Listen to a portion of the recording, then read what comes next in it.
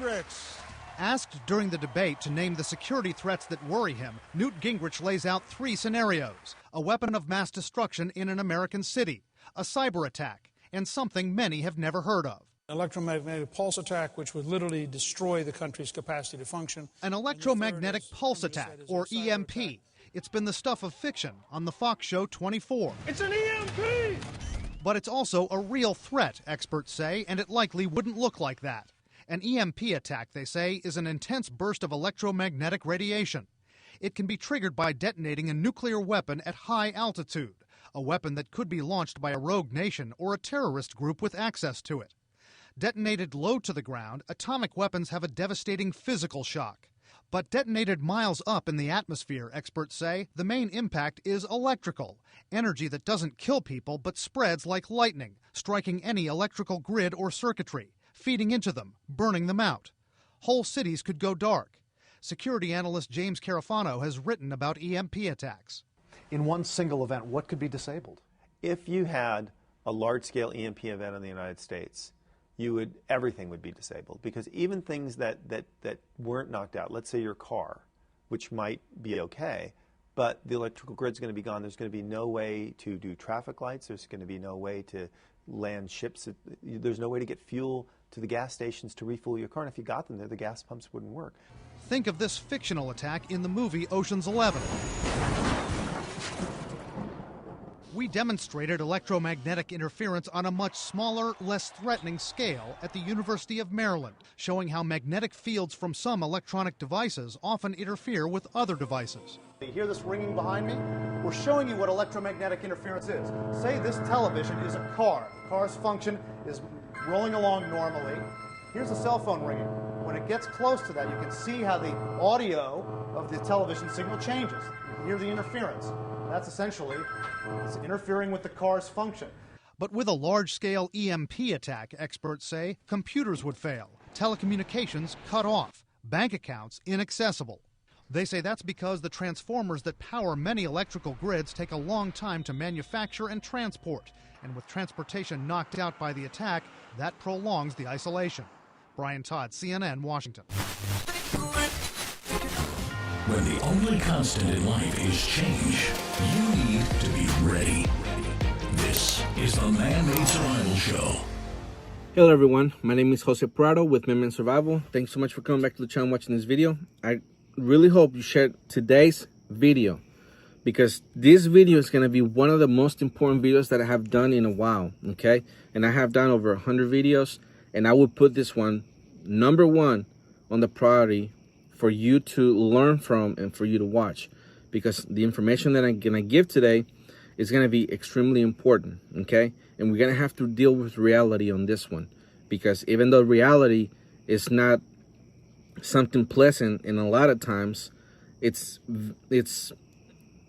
very important for you to just come with terms with it, learn from it, and we can move on and make a better future, all right? So if I haven't introduced myself in this video, my name is Jose Prado with Man-Made Survival.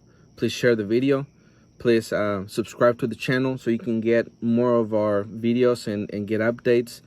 You know, click the little bell so you can get notified when we make a new video and bring you more information that's up to date and how you can survive a scenario like that is actually happening. You know, it wouldn't be like a potential thing. It would be something that's actually unfolding and the things that you need to do in order for you to prepare. So it's proactive, you know, it's not a future, maybe this could happen type thing, as we've seen in the past. This is actually going on now, which that's what I believe makes my channel special, or, you know, at least it makes it different from other channels that are out there. But anyways, please share the video, click on the links, subscribe, and share with your friends and family. But anyways, the reason that this video today is going to be really important is because we talk about EMP, all right, and the reality of EMP. And I'm going to present it in a way that I haven't presented it before. And for the videos that I've seen on EMP, it's not really the way that I'm going to be dealing with it today. It's more like a infographic, you know, or information on what happens during an EMP. What I want to focus on is the reality that would happen following an EMP, because that's what's the most important thing. Okay, and I'm going to be talking about the countries that have that in their doctrine. All right, and it's the usual suspects as always. Okay, but new things have developed this past week that kind of brings this back forward into focus, and there's things that we have to consider. All right, but before I get into the articles and the charts and all the things that I've put together to bring you this presentation, is that I want to remind you about the store that we have open, Medman Survival Store. You can go to medmansurvivalstore.com and you can check it out. You know, all the things that you're going to need there for an EMP, for a nuclear blast, or just regular everyday gear is going to be on there.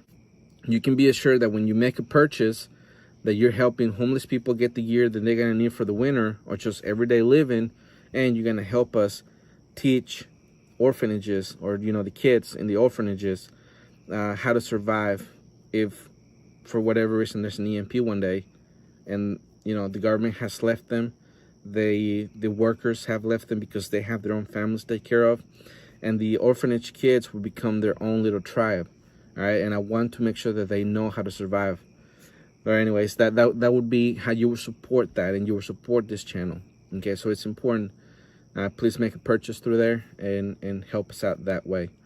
So anyways, we're gonna get into the EMP. All right, the first article that I have for you is very important. All right, I'm not gonna go into many articles. I'm only gonna read you 2 today. Okay, and I'm gonna show you a chart that I put together myself. And you can vet the information, you can look up the information, because it's important, especially in a topic like this, for you to know exactly what's going on. All right, and I'm gonna get into a lot of in a very detailed manner about the preparedness. So I encourage you to stay all the way to the end. I'm not sure how long this video is gonna be. I'm gonna try to keep it under an hour. So I encourage you to stay all the way to the end and get all the information. All right, because I worked really hard on this, and I really do believe that this is going to be a way for you to learn how to make a plan, what you need as gear, because there's going to be different factors that's going to help you survive. Okay, and you're going to see how many people are predicted to perish during this. Okay, so here's the first headline that I have for you. Death ray. China's secret space weapons could kill 90% of people on U.S. mainland in first strike EMP attack, report warns. This from The Sun. China has allegedly stolen U.S. technology to develop space-based weapons that can neutralize aircraft carriers groups and kill 90% of Americans on U.S. soil. The extraordinary claims are made in report warning Beijing has secretly developed a network of satellites, missiles, and electromagnetic pulse weapons that could immediately unleash a Pearl Harbor-style attack. The report by the EMP Task Force on Homeland and National Security, a coalition of industries, security, and government officials, lays bare a doomsday scenario of a preemptive attack. The task force claims an EMP will result in a meltdown in the economy and society, which could kill between 70 and 90%, or 295 million people in the United States alone. All right, so that is very important for you to keep in mind, because I'm about to go into the chart that is going to show you how they could possibly have come up with the numbers, but also the very first people who are going to be very vulnerable to all of this. Okay, and of course, the people that are going to be very vulnerable to this is going to be the people who rely on medications, on surgeries, on the modern healthcare system. Because when an EMP blows up in the middle, or on the atmosphere over the United States, everything that's electronic is going to die. And since there's going to be such chaos, there's going to be no hospitals. And since there's going to be no distribution, there's going to be no pills distributed to the pharmacies. All right, people are going to ransack the pharmacies, and whatever they got their hands on is however long it's going to last them.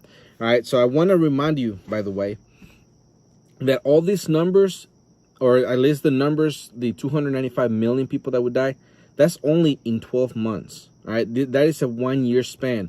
So from the very first initial detonation of an EMP, you know, to the anniversary of it, 12 months later, they predict that not 295 million people would die.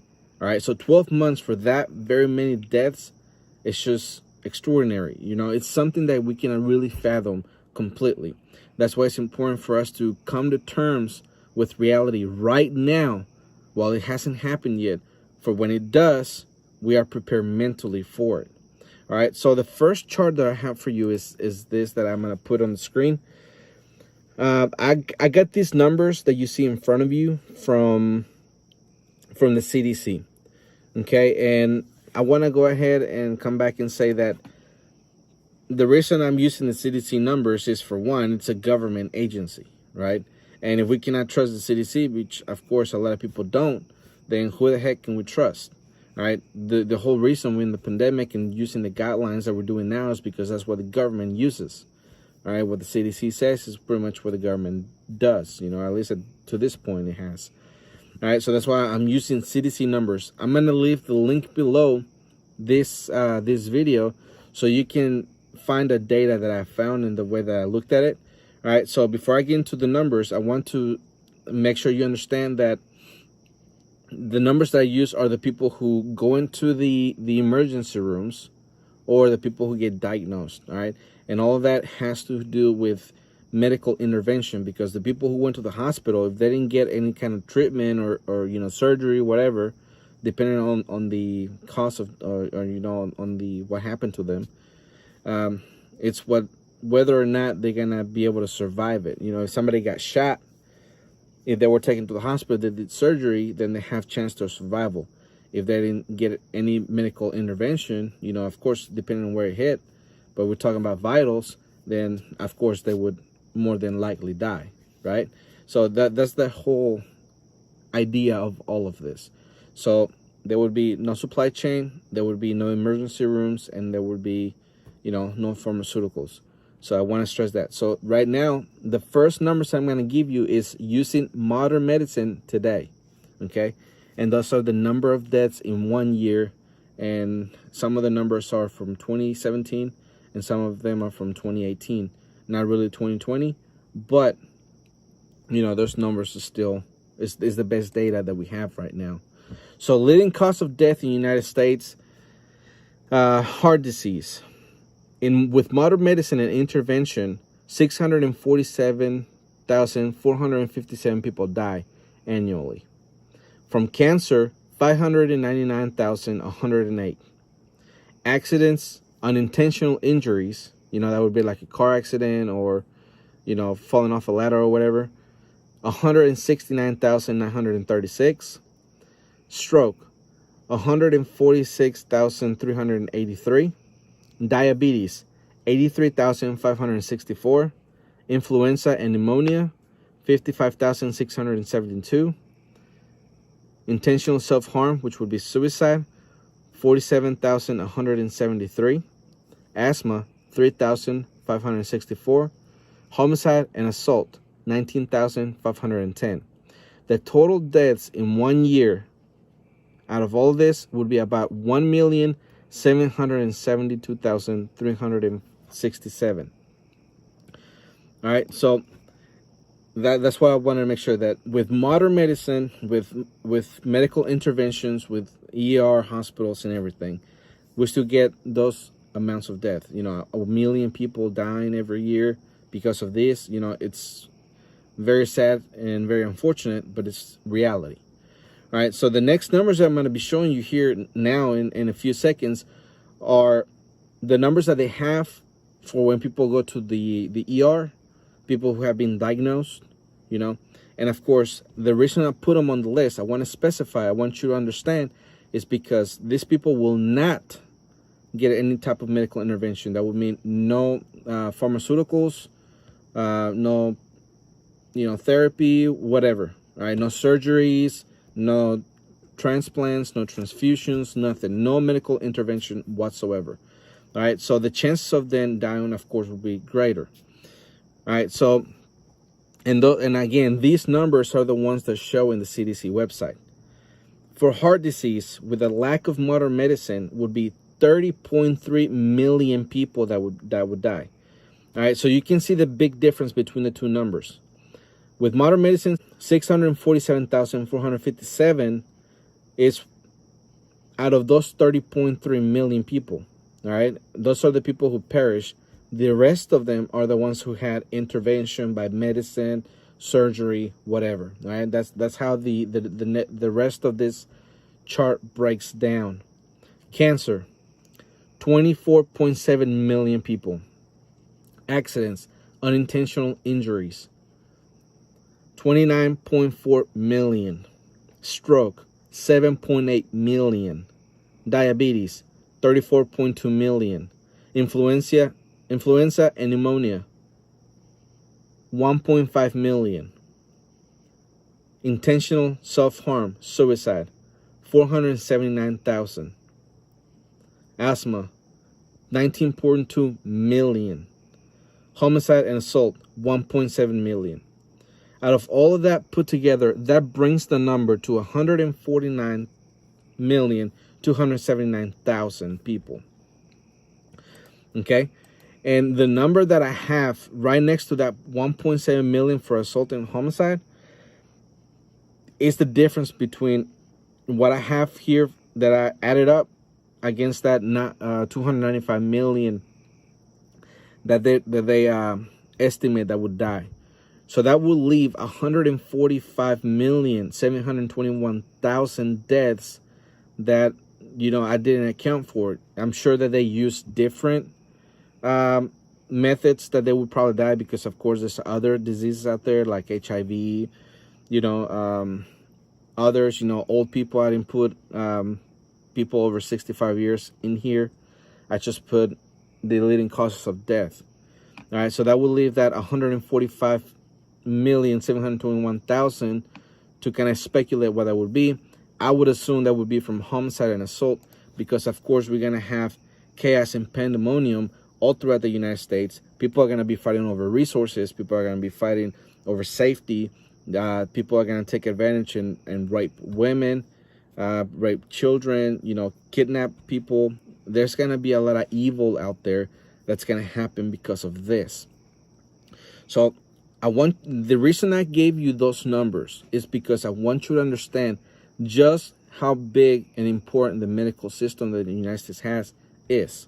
Because once that is wiped off, about 150 million people will die in a 12-month span. Okay, once the initial detonation of an EMP happened over the United States, that's what I want you to understand. The remaining 145 million people, I guess we would have to wait and see. Of course, that would be if that happened and nobody attacked the United States. Nobody sent a nuke. Nobody invaded. There was no other type of intervention, like no sending supplies in the United States. That would be no army involved. That would be the chaos within the United States. The 295 million people, that population would kill itself because we would be fighting over resources because, of course, the supply chain no longer exists. And whatever you can grow on your own, that's what you're going to feed yourself from and your family. And whatever you were able to stock up is what you're going to be living off of. That is why it's important for you to have at least 2 years worth of food, which is what we're going to get into here in a few minutes. Okay. The next article that I have for you that is going to show you who would be responsible for it and what methods that we use, right? And the reason that I want to show you the next article is because important things have happened in the past few weeks. One of them is that China and Russia team up together to pretty much upgrade Iran's military. And of course, they did electronic weapons. They did new airplanes. They just did pretty much a whole remodeling of the Iranian army. And of course, they could have given them an updated or more powerful EMP weapon that they would get Iran to use, because as far as the United States is concerned, China and Russia are very powerful enemies. Russia has the technological advances that surpass the United States in some areas, and China pretty much has the people that they would need.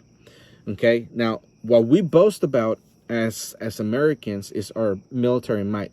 And we have by far a lot more aircraft carriers than any country put together, right? If I'm not mistaken, the United States alone has about 12 aircraft carriers. You know, that would just blow anyone else out of the water. That would make that makes actually the United States Navy the best there is out there, right? Nobody can touch us on that aspect, that we have so many aircraft carriers. That's where all that money, all the printing that we've done has gone to, and, you know, of course, other areas as well. And EMP will render all those 12 completely useless. All right. So everything that we boast about with the Navy could be completely destroyed just with one EMP. And very sadly, those aircraft carriers depend heavily on computers and everything. They are not EMP safe at all. As a matter of fact, it's just a tin can floating in the middle of the ocean. If an EMP was to go off, it would just sit there, and they will lose communications with the country, you know, with the mainland, with other ships. All those people, you know, all those sailors on there, which average about 4,000 of them, would be sitting in the ocean all by themselves, and they would be left out there to die. You know, and what would happen? More than likely, there would be chaos within it, and it would just not survive at all. All right, so that's the problem with that. That's the risk. Okay, I want you to understand that. Now, here's the next headline that I have for you. All right, here it is. China surprise, years in planning, an EMP attack. This from The Hill. America looks fragile to dictators who would replace the U.S.-led world order with a new one dominated by themselves. China, for example, has been planning to defeat the U.S. with an electromagnetic pulse and cyber Pearl Harbor attack for a quarter century. As I warned the Senate Committee on Terrorism, Technology, and Homeland Security in 2005, Chinese military writings, such as the following excerpt, makes reference to U.S. vulnerability to EMP attacks. In their own words, a highly computerized open society like the United States is extremely vulnerable to electromagnetic attacks from all sides.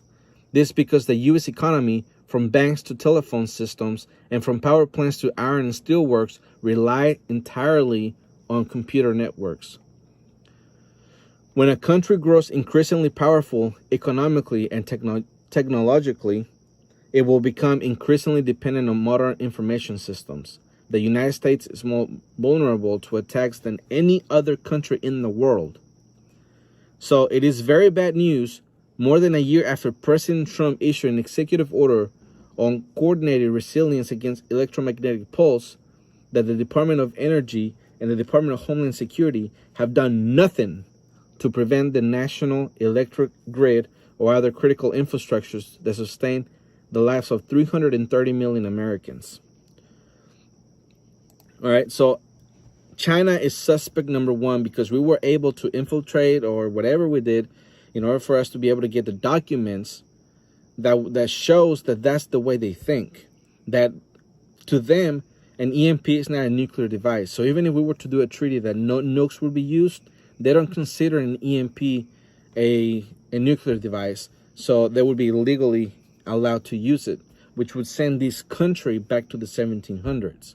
Okay, and a lot of people, including myself, we don't know how to live that way. I've experienced, you know, poverty to the point where I didn't have any electricity, and we will live off candlelight at night, you know.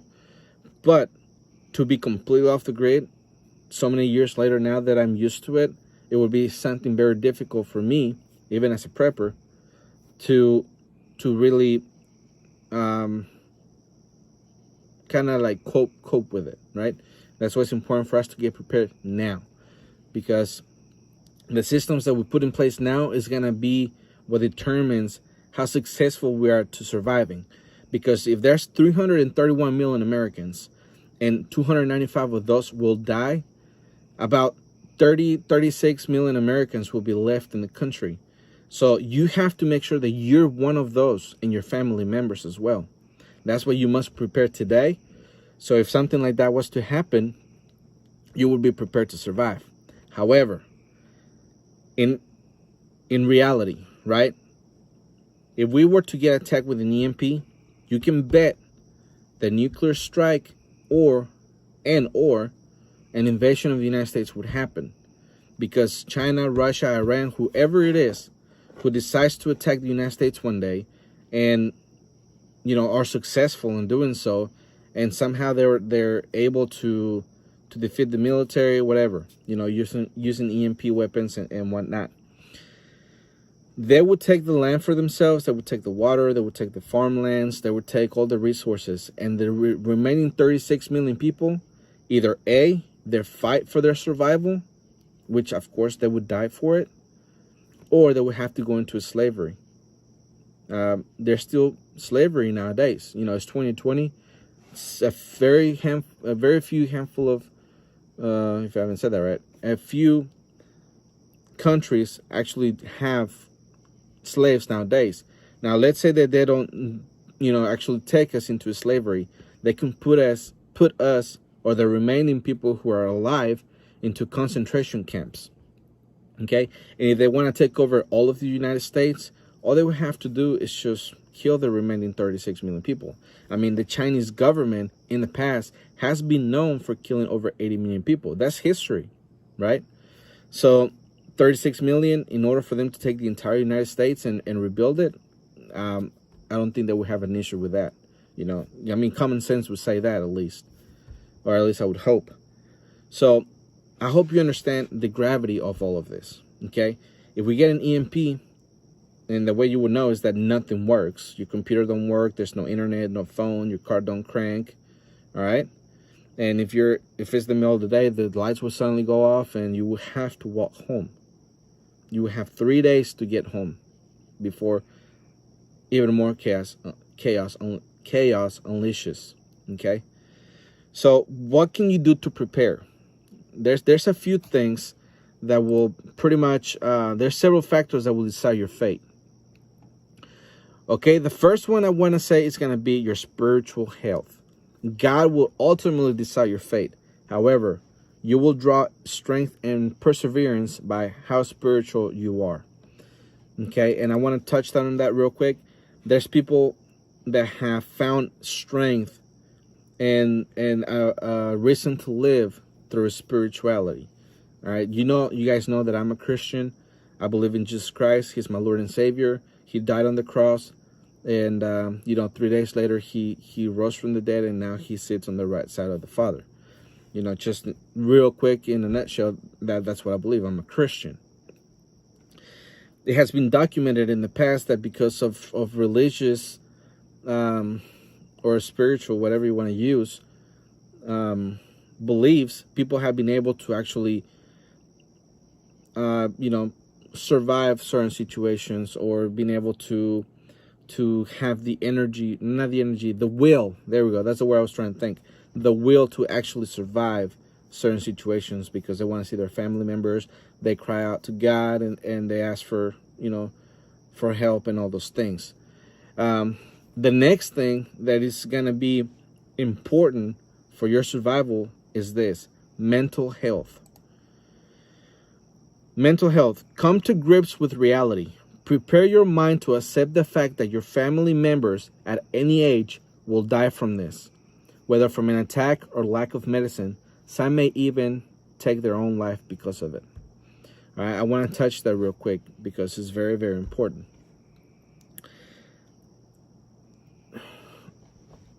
In order for you to be able to cope with what's going to happen, is that you understand it now rather than understand it while it's going on.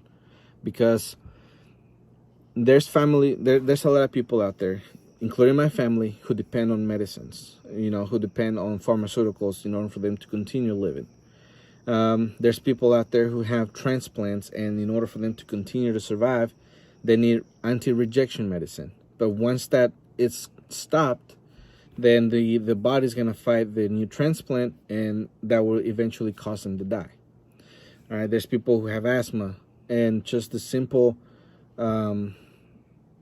the puffs. I escapes my mind right now.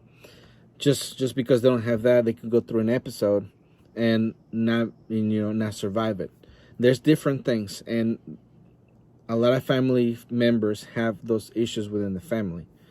Okay, and within your group, you have to make sure that the people who are going to be in your alliance are healthy, and if they do have something, you have the alternative medicine to be able to, I guess, deal with that issue, and help them to be as effective as possible for the rest of the group, so they don't become a burden, and then there's hard feelings because you couldn't help them, through their family or whatever. Hard feelings from the family.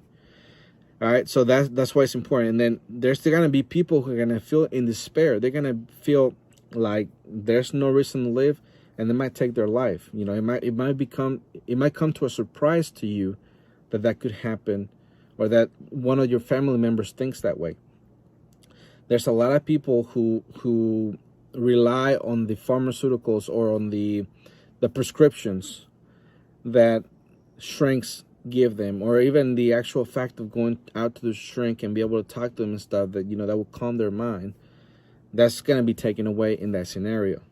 So you have to know exactly where your family is mentally, so you can continue on planning, and you can have redundancies if they don't have a good state of mind. All right, there's something you have to consider when you make your plan for such an event. The next thing that I want to that I have on my notes is that's gonna have the factor that's gonna decide your fate is how far away from people you are. Being remote will be a two-edged sword. The reason I say that is because you can be, it could be a very good thing that you're far away from anyone. You're in the middle of nowhere, nobody's gonna see you. People have to walk miles and miles and miles to even get anywhere near where you are.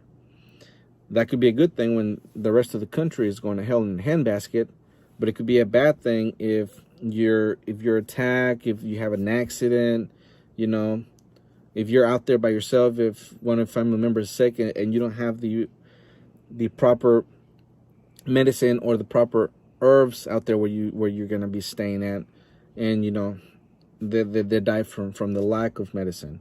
That's why I say it could be a two-edged sword. So you have to consider those two possibilities. The next thing is that you have to have equal and balanced level of preparedness. And that would include planning, food, water, medicine, tactical training, alliances, communications, gear or tools, wilderness survival training, transportation, and a bunker. All right, the reason I want to emphasize that again is because there's people who only focus on one aspect of it. All right, they say, all I need is guns, and that's it. Some people, all they do is stock up on food, and that's it. There's people who really don't really prepare at all. Just thinking about it. But you have to have a healthy balance on everything, because if you lack one of these, that could be your downfall. Because if you don't have enough food, you're gonna have to venture out, and you could come across a gang and then you end up dying, or maybe you don't have enough water and you have to venture out, and your whole family and group has to move to a new location. That could be dangerous as well. All right, so I'm gonna give you a detail on what I'm talking about and how you can learn from this. That's why I'm doing this video. That's why I think it's very important for you to stay all the way through all of this and listen up. All right, the first thing you're gonna need is a plan. Have a plan on where you will find your family members and where to go if nothing works. You need to see who will pick up your kids from school, and you need to see who will pick up your kids from school if they are young, about 3, 4, 5 years old, and get them to understand now what they could be facing in the future, so they will be able to cope with it better. And the planning can also go into details such as how far away do you live from when you work? Because where I used to work, I used to live 40 miles. I used to work 40 miles away. because, you know, I live in a remote area and I would have to go into the city for me to be able to work, you know, to get, I used to work at a warehouse. So I would have to travel 40 miles every day there and back. So 80 miles each day to go to work. Right? That's the only downside of living so remote. But the point is that if you're 40 miles away, like I would have been, okay, that means I would have to walk those 40 miles back home. So if your spouse also works within your area, you're going to have a meeting point on where you can find each other if something like that happens, so you can walk together and you can take care of each other that way, you know, and try to make it home as fast as you can because your kids are in school.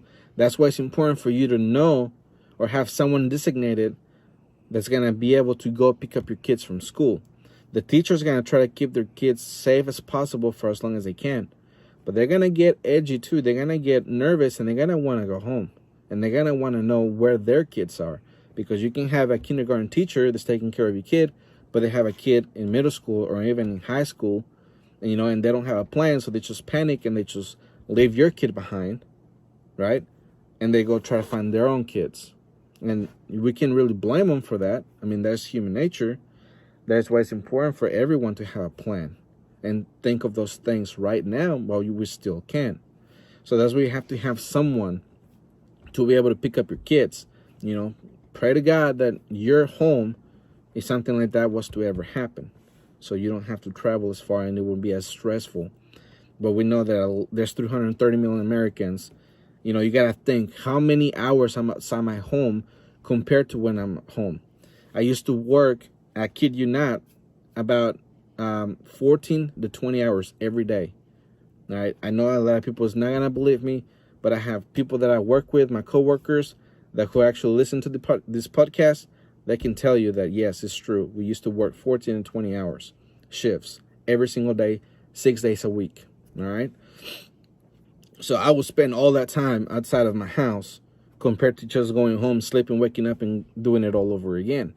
That was my routine for about 4 years. So if an EMP would have gone off in that 4-year span, then I would definitely be home and very tired. Right? So those are the things you have to consider when you're making your plan. All right, moving on to the next thing. Food. For this scenario, for an EMP, you have to have at least, at the very minimum, like you didn't prepare enough, minimum, right? At least 2 years.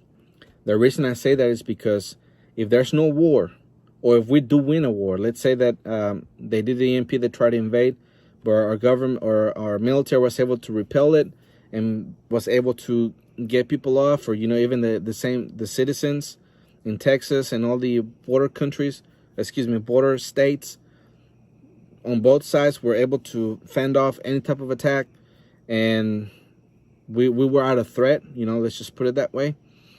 It would take about 18 months for a major city to get power. Now, if you live in the country or in the remote area, like I mentioned a minute ago, it's going to take at least 5 years for you to get that power back to you. You know, those are the estimations.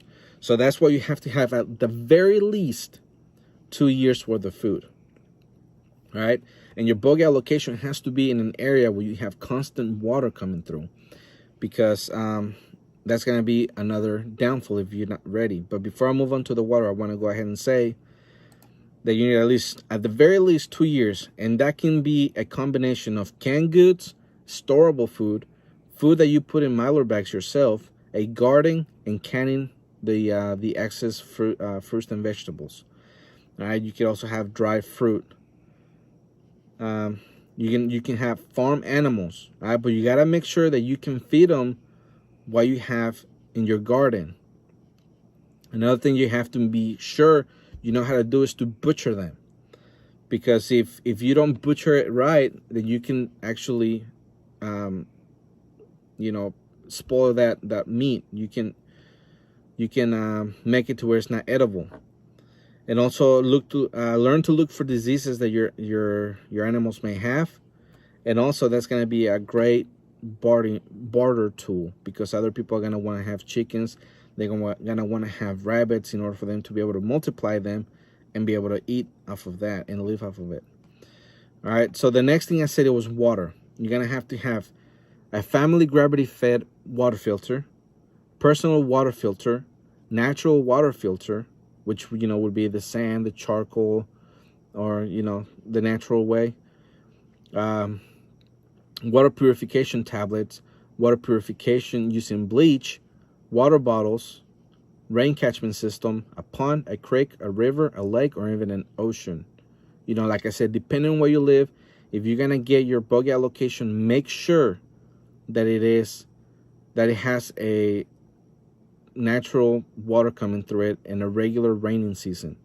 Because I'm telling you, if the only reason you move is because you don't have any water, that's going to be the number one reason there's going to be migration within the United States. Because when you drink your last drop of water or liquid, whatever it is, whether it's juice, you know, water, pond water, whatever, when you drink the last drop, you're going to have to move, because you're going to be 3 days away from dying.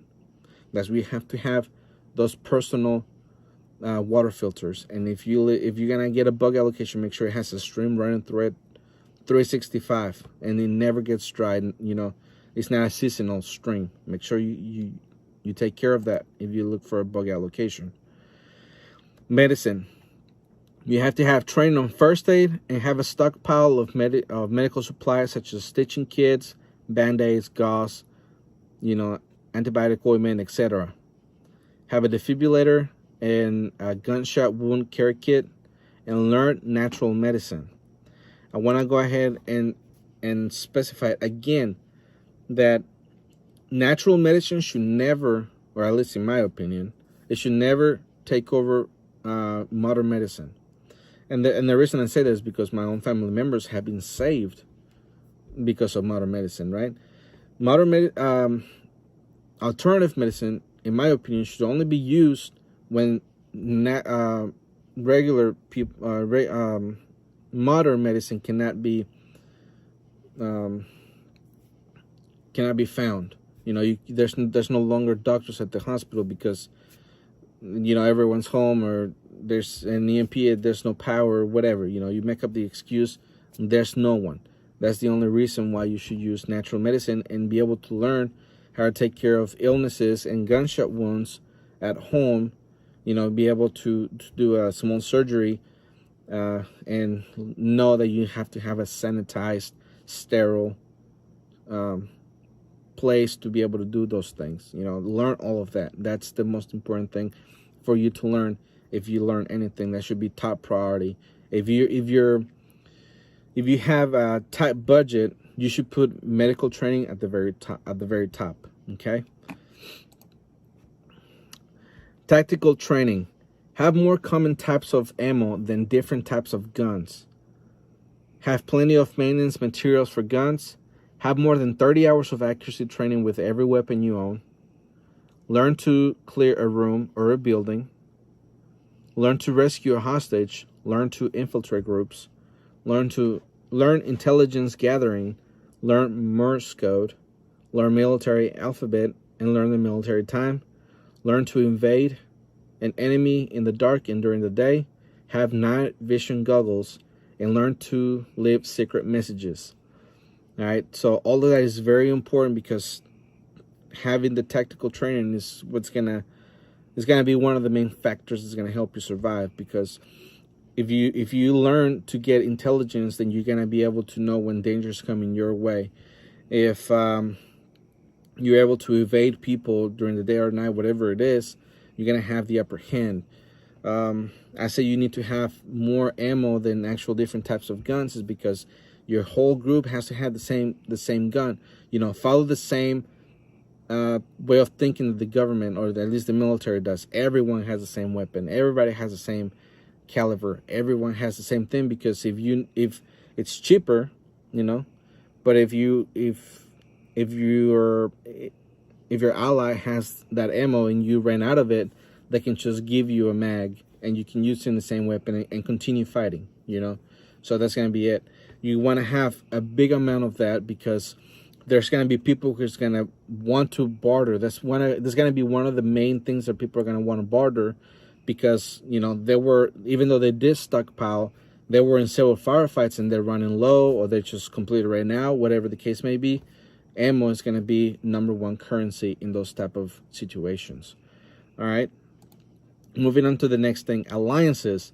You have to have at least 12 people in your alliance, preferably people with skills such as medical, tactical, farming, communications, or a person with jack of all trades, etc. All right. You want to have efficient. You want to have a group of efficient people, or as efficient as possible. You know, so everybody can take care of different things, and you don't feel like you have to do everything yourself.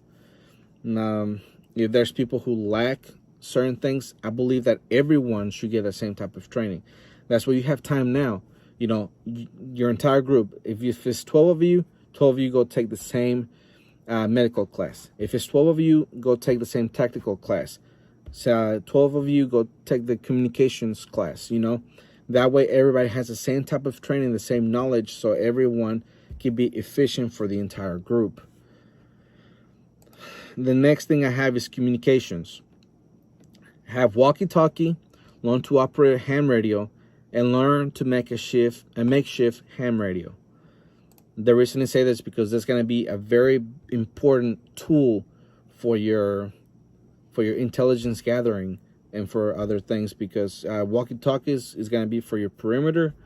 Ham radio is going to be able for you to get intelligence, because if there's an EMP and you're in contact with somebody outside of the United States that's getting the reporting they're getting, and they say that, yeah, it should be getting invaded, you know, through Texas by China, and through the north by Russia, and on the East Coast by Iran, and on the West Coast by North Korea, you know. There's a type of intelligence that you can get. So that's why it's important for you to have a ham radio or makeshift a ham radio. And, you know, everything that goes with it. How to have a one-time code that is going to help you not get intercepted if you know, communicating back and forth. All right. So there's a lot of things you can learn from ham radio.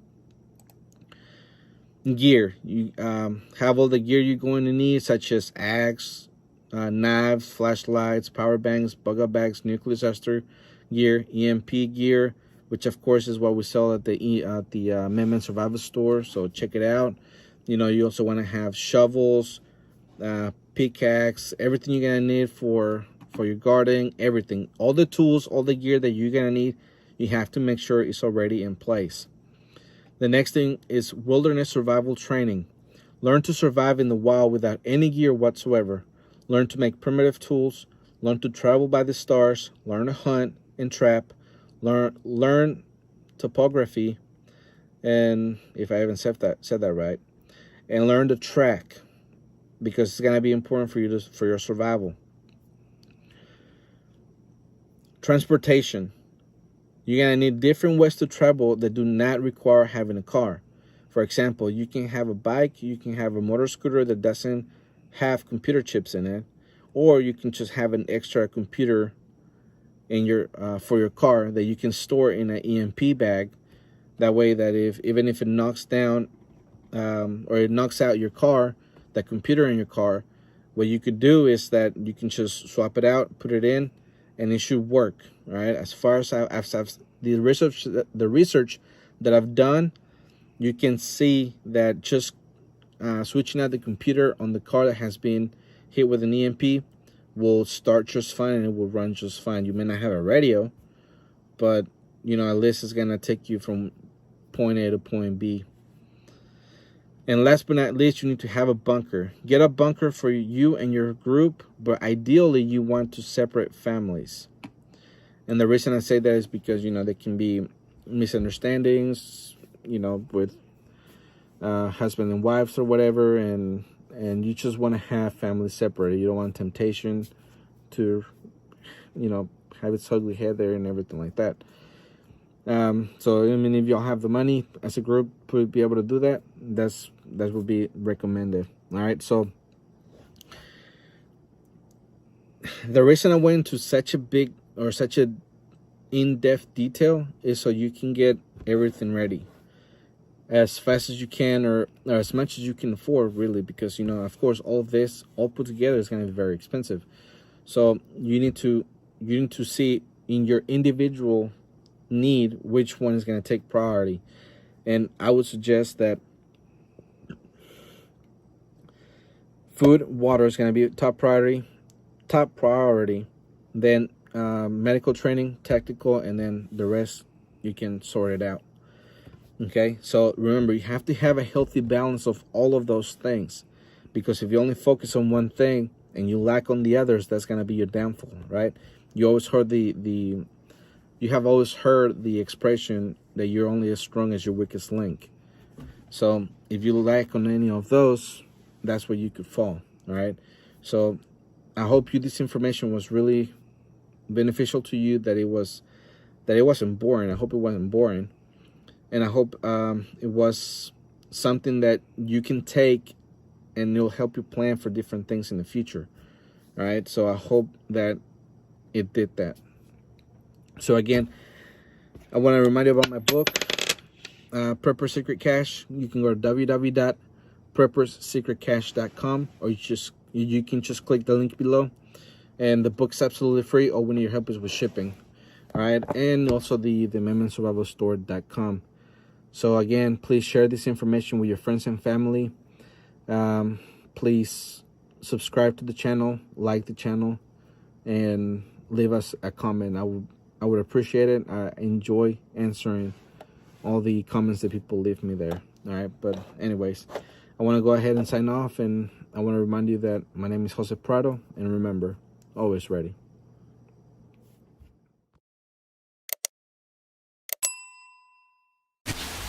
The Man-Made Survival Show.